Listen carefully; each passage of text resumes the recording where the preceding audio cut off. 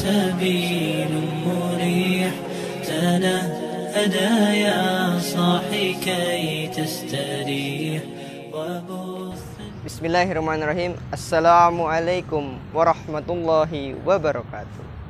Alhamdulillahirabbil alamin wa bihi nasta'inu ala murid dunya waddin. Shalatu wassalamu ala asrafil anbiya'i wal mursalin wa ala alihi washabbihi ajmain. Amma ba'du.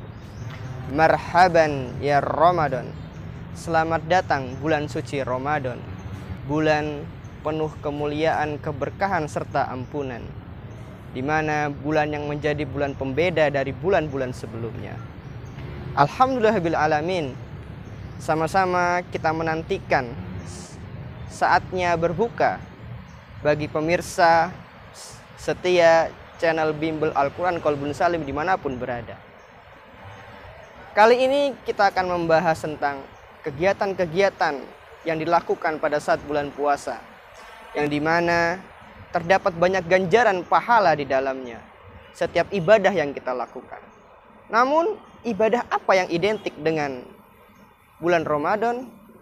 Salah duanya yaitu adalah sahur dan berbuka. Yang pertama adalah sahur. Rasulullah SAW bersabda, tasaharu fa inna fi sahuri barakah. Sahurlah kalian, di mana sahur terdapat keberkahan di dalamnya. Hukum sahur adalah sunnah, di mana tatkala kita melakukan sahur terdapat keberkahan serta pahala yang didapatkan. Namun banyak sekali di kalangan kita bertanya-tanya, apa sahur itu? Batasan kapan sahur itu dilakukan? Serta bagaimana ketika kita berpuasa tapi tidak melakukan sahur? Sangat banyak di kalangan kita, dan juga manfaat sahur dalam perspektif kesehatan. Nah, yang pertama adalah sahur. Kapan batasan sahur itu ada? Sahur dilakukan pada saat menjelang terbitnya matahari sebelum waktu subuh. Sahur merupakan kegiatan yang dilakukan saat kita akan memulai puasa.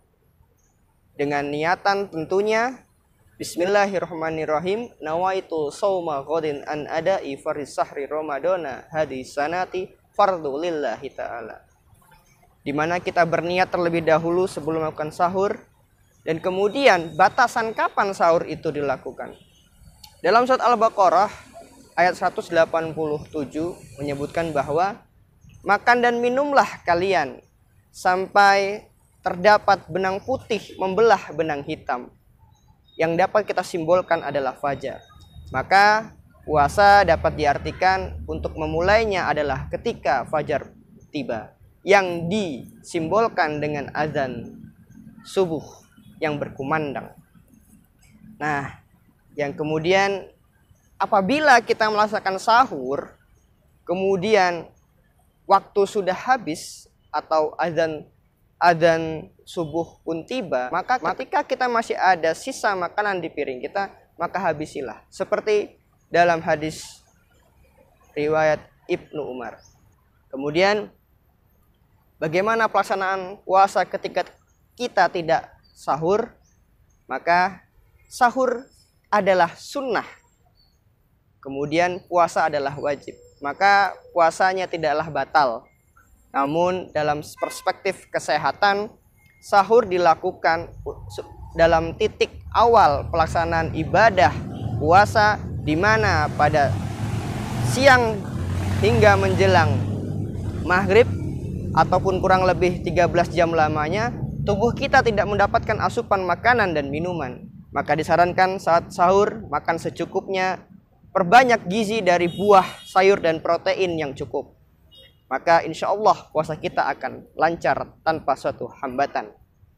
Kemudian tatkala terdapat sahur dalam ibadah, bagaimana dengan berbuka?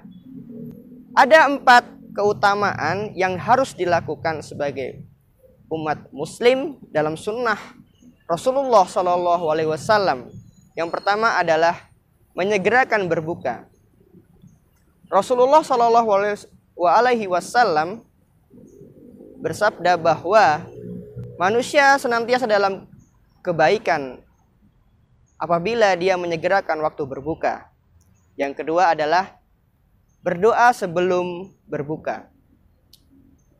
Berdoa sangatlah dianjurkan dan ditekankan saat kita sebelum melakukan buka puasa. Bismillahirrahmanirrahim. Zahabat dhama'u wa batallatil uruku wa sabatal ajru insyaallah. Telah hilang rasa dahaga dan urat-urat telah basah serta telah ditetapkan pahala insyaallah.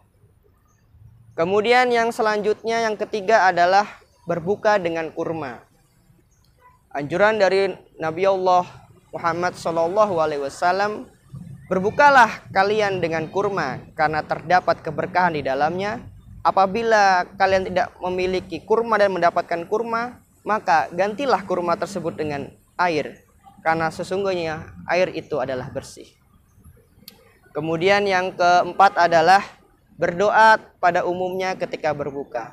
Ada 3 golongan orang yang diijabah doanya dan makbul doanya. Yang pertama adalah ketika dia berpuasa sedang melakukan berbuka. Kemudian yang kedua adalah imam yang adil. Dan yang ketiga adalah orang yang terdolimi. Alhamdulillahirabbil alamin. Itulah kultum kita pada hari mengenai sahur dan berbuka. Sedikit ini mungkin ada manfaatnya. Apabila ada salah kata dan penuturan, saya mohon maaf. Sampai jumpa di lain kesempatan.